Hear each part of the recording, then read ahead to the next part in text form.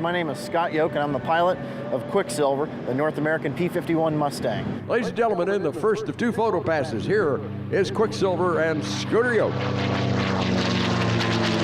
This aircraft behind me is a 1945 vintage. It was a stateside airplane during the war, so it did not see action, but we preserve it to keep history alive and well here in Syracuse, New York.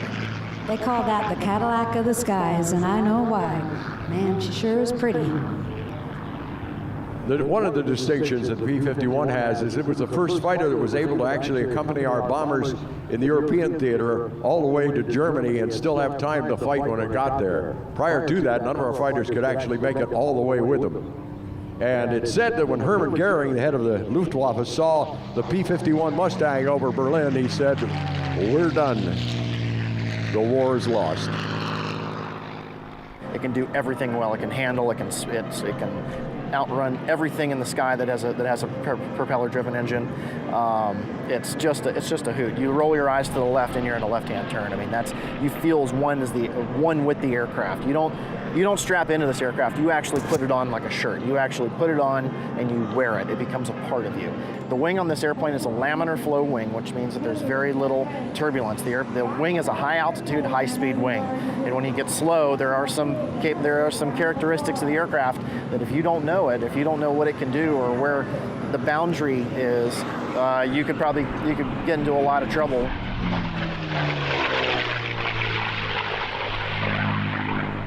We're about in the 1,600, 1,700 horsepower range with this Merlin that we have behind here. It's a Rolls Royce design, Packer-built Merlin. It's swinging 11-foot 2-inch Hamilton standard 4-bladed prop. It's right at 4,800 foot-pounds of torque on takeoff, so there's a lot of torque, there's a lot of pull. The airplane has a short time span on the motor. I'm flying for 15, 20 minutes at a time at a higher power setting. The engine actually will have a longer lifespan if you run at high power than if you do low power. It's kind of a weird situation there, but it's most Rolls-Royce big V12 engines. My aircraft, for every 1 hour of flight, it average throughout the year about 8 hours of maintenance. Anything from the engine, which has 48 valves that I need to retime and actually remove the cams out of the engine every 25 hours and retorque the heads, all the way down to keeping the gear system happy, in which 67 things have to happen successfully for the gear to come down and lock. It looks and sounds like an airplane should look and sound, but the heart of it, the real trouble of keeping these things flying, is finding competent mechanics and pilots that actually know how to treat the aircraft like a piece of living history. I tell you what, when you think fighter planes in World War II, that right there is what you're thinking. One of the things to keep in mind with this aircraft is that it was a fighter plane. It was a warplane. Its main job was an air superiority, pursuit, and escort fighter, which means that its main job was to go up there and shoot down all the other aircraft that were threatening the American bombers or other fighters. So in order to do that, one of the things we can show you are the guns. This aircraft had 6 50 caliber machine guns. For those of you keeping track, that's a 1/2-inch diameter bullet being shot.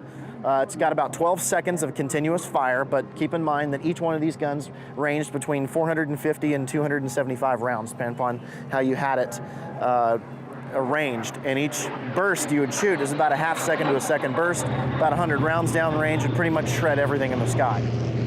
In order to cool the engine, the radiator has about 20 some odd feet of tubing going all the way from the beginning of the engine all the way down to the back of the radiator. So the oil cooler and the radiator are housed underneath there. Now, if you look at like a British Spitfire, they're put underneath the wings, and there was a higher form of drag. When you put it in the middle, it actually makes the planform area of the aircraft smaller. Your cross-sectional area of the aircraft becomes smaller. Ladies and gentlemen, high-speed pass by Quicksilver from the right. And he's going to do another 16. Well, I don't know, he's doing his Pentagon roll. That's stopping at each of the 5 points around the center axis of the airplane. And he does that to honor all branches of the U.S. military service. For a 1,650 cubic inch engine, this is all the air it gets. That's it. That's the air intake. Just you see on the front of the modern jets, the air intake. This is all she gets. We call it the Smile. This is their big trunk that runs underneath here, and will go all the way down into the carburetor and go into the engine.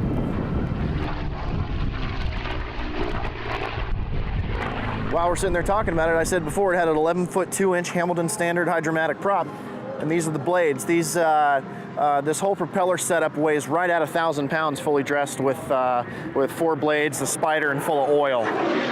One of the things that gives this engine so much horsepower is the V arrangement and the 2-stage, 2-speed supercharger. This airplane had a supercharger that actually had 2 impellers, and you had the ability to clutch it and make it turn at a higher speed, giving you about sea level power up to about the mid 20,000s.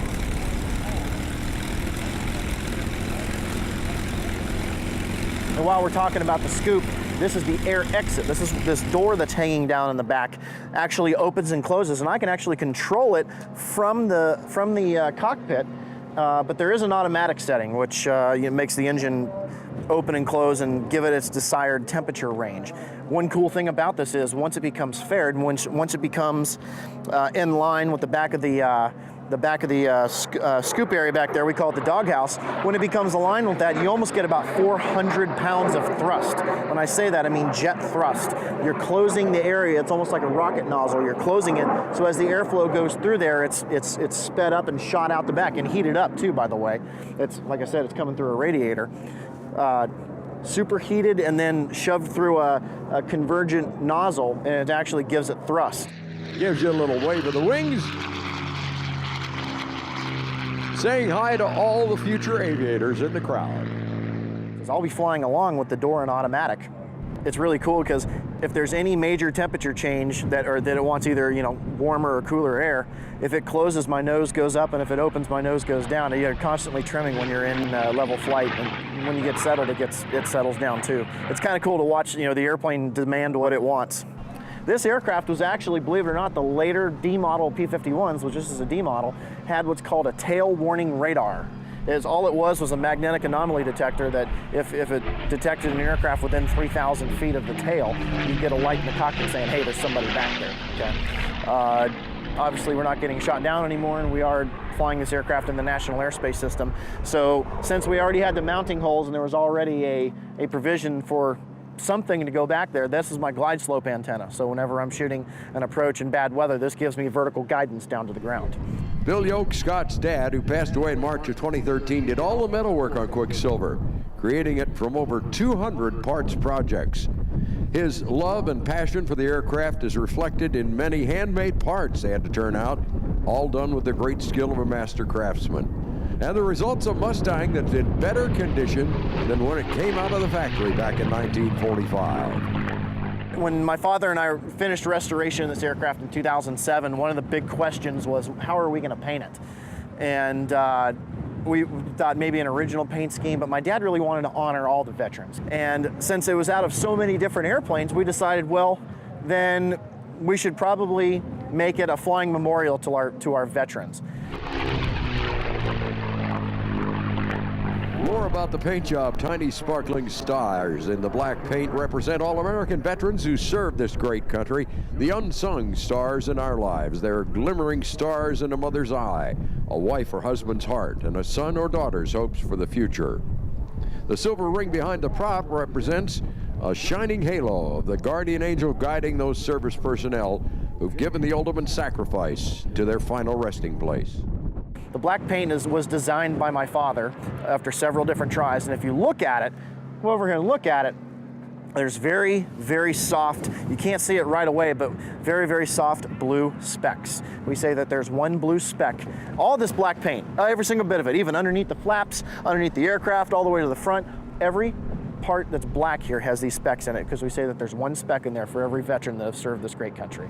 So one of the things we wanted to do, since it has outstanding metal work on it from my father, we wanted to keep the fuselage polished to show off how good the skin fits are and how well the rivets are shot, and so forth and so on. But we say we polished it because you can look into it and see for whom our veterans fought. Scott likes to remind us, as this Silverbird streaks quickly through the sky, never forget those who served, sacrificed, and gave their all. The other thing is that it has D-Day stripes on it, okay? So June 6, 1944, actually the evening of June 5th, probably even before that, they went out with rollers and put these stripes on the Allied aircraft, so in the big fur ball of D-Day fighting around, you would know who's good and who's bad. A lot of people say, well, if you have D-Day stripes, you shouldn't have post-war insignias on it. Well, the reason why we have post-war insignias with the invasion stripes is because the aircraft actually was never in Army Air Corps inventory. The soul of this aircraft actually stayed in a holding yard for its entire life until the Air Force was formed in 1947. Completed in September of 45.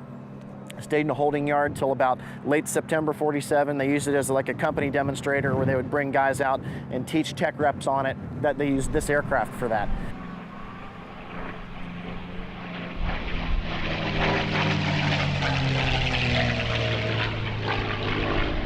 The cape that's on the nose, we call that the cape. That the reason why it's smooth like this is, one, we wanted it to be more appealing, but it actually stands for the veil of protection that our veterans give us, that our soldiers, sailors, airmen, and Marines around the world give us. We also have the standalone insignia on the tail of the North American Aviation company that designed these fighters. North American came up with a legacy series of fighters and bombers that changed the course of history. So every marking and every piece of paint on this aircraft stands for something. It's a marking and it's there for a purpose. This is living history. Until you hear them, you smell them, you feel them, you get to experience the Rolls Royce designed Packard built Merlin coming by at takeoff power. You haven't lived. You don't get the full experience of seeing these things. And there you are. Put your hands together and say thanks to Scott Scooter Yoak and the P-51 Quicksilver.